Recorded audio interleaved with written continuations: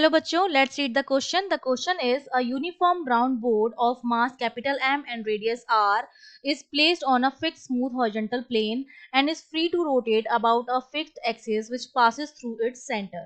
A man of mass small m is standing on the point marked A on the circumference of the board. At first the board and the man are at rest. The man starts moving along the rim of the board at constant speed v0 relative to the board. Find the angle of board's rotation when the man passes his starting point on the disc first time. जब वो अपने starting point को पास करता है पहली बार, तब वो जो एंगल बनाता है वो हमें बताना है. मतलब उसने एक राउंड जो है वो कंप्लीट किया है. तो अब देखिए की कॉन्सेप्ट हमारा इसमें क्या रहेगा. एक तो हम इसमें लगाएंगे एंगुलर मोमेंटम कंजर्वेशन. ठीक है, एंगुलर मोमेंटम कंजर्वेशन, क्योंकि एक्सटर्नल टॉर्क जो है, एक्सटर्नल टॉर्क नहीं लग रहा है इस पर, तो एंगुलर मोमेंटम जो होगा हमारा क्या रहेगा, कंजर्व रहेगा. एक तो हम वो लगाएंगे. दूसरा हम क्या करेंगे, इस पर फॉर्मूला यूज करेंगे. ठीक है, मोमेंटम कंजर्वेशन लगाकर हम उनकी वैल्यूज पुट करेंगे. तो देखिए कंडीशन क्या दे रखी है, हमें कंडीशन दे रखी है कि ये सपोज मेरे पास एक बोर्ड है. ठीक है, जिसका मास कैपिटल एम है और रेडियस आर है. अब इसके किसी पॉइंट पर एम मास का एक आदमी खड़ा है. ठीक है, और ये इसका पॉइंट ओमेगा है. स्टार्टिंग में दोनों रेस्ट पर थे, तो मतलब इसकी एंगुलर वेलोसिटी जो होगी बोर्ड की ओमेगा, वो भी जीरो होगी. और मैन की जो वेलोसिटी होगी, रिलेटिव वेलोसिटी क्योंकि दे रखी है, वो भी हमारी क्या होगी, जीरो होगी. सपोज यहाँ पर अगर इसकी वेलोसिटी तो है ही नहीं क्योंकि रेस्ट पर है, तो हमने मान लिया इसकी वेलोसिटी वी आर है, तो वो भी क्या होगी, जीरो होगी. ये इनिशियल कंडीशन है. उसके बाद कह रहे हैं ये फाइनल वाला हम बनाते हैं. अब क्या किया है, यहाँ पर सपोज इस यहाँ पहुंच गया हमारा मैन. ठीक है, पहले यहाँ पर था, अब यहाँ पर पहुंच गया है और ये पोजीशन को ए नाम दे दिया है. ठीक है, तो ये इस तरह से ये जो एंगल बनेगा जब उसने अपनी इनिशियल पोजीशन को पास किया, ये थीटा एंगल बन गया है. अब इसने रोटेट कर रहा है, ये ओमेगा एंगुलर वेलोसिटी से रोटेट कर रहा है. और जो मैन है उसकी जो वेलोसिटी है वो कितनी है, वी आर. रिलेटिव वेलोसिटी हमने वी आर मान ली है. ठीक है, और ये थीटा मुझे कैलकुलेट करना है. अब अगर इसको मैं पूरा सिस्टम मान लूँ, एक ये मेरा पूरा एक सिस्टम है, इस पर कोई टॉर्क तो लग नहीं रहा है.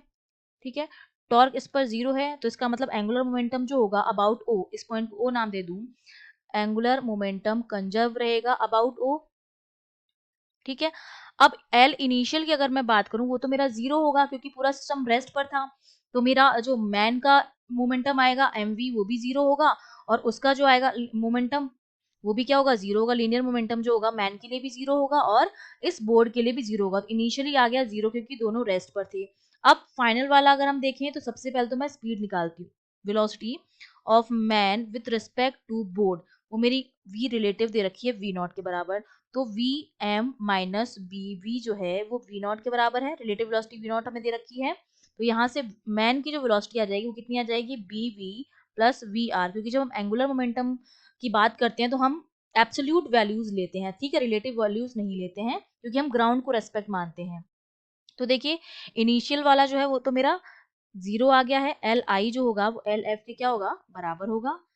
तो अब अगर मैं यहाँ पर वैल्यू रख दूं, देखिए यहाँ पर जो मेरा वी नॉट होगा, बोर्ड की जो वेलोसिटी होगी वो मेरी कितनी होगी, क्योंकि ओमेगा एंगुलर वेलोसिटी से रोटेट कर रहा है और ये जो डिस्टेंस है ये आर है, तो बोर्ड की जो वेलोसिटी हो जाएगी वो कितनी हो जाएगी, ओमेगा आर हो जाएगी. लेकिन जो डायरेक्शन रहेगी हमारी उसकी वो क्या रहेगी, अपोजिट, क्योंकि आदमी इस तरफ जा रहा है, अब वो इस डायरेक्शन में रोटेट कर रहा है.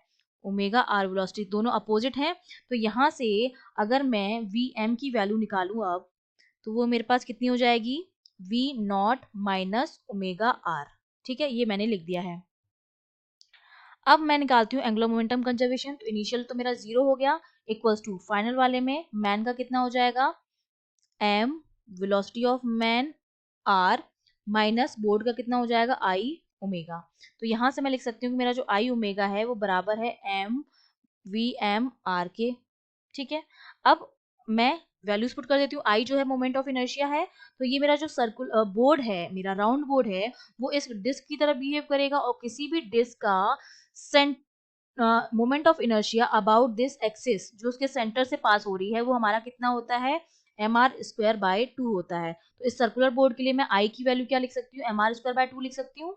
तो मैंने आई की जगह क्या लिख दिया है, M R square by two omega equals to M. और यहाँ पर वी एम की वैल्यू लिख देंगे जो हमने कैलकुलेट की थी, वो कितनी आई थी, V naught minus omega R के बराबर. और यहाँ पर आर है मेरा. ठीक है। तो यहाँ से देखिए एक आर से एक आर हमारा क्या हो जाएगा, कैंसिल आउट हो जाएगा।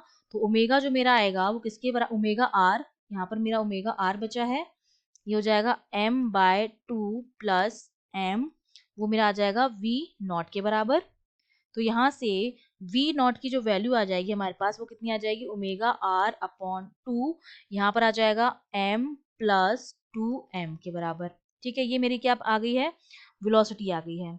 यहाँ पर देखिए एक स्मॉल m जो आएगा, हमने एक मिस्टेक की है, यहाँ पर हमारा क्या आएगा, देखिए यहाँ पर ओमेगा आर अपॉन m आएगा, यहाँ पर स्मॉल m।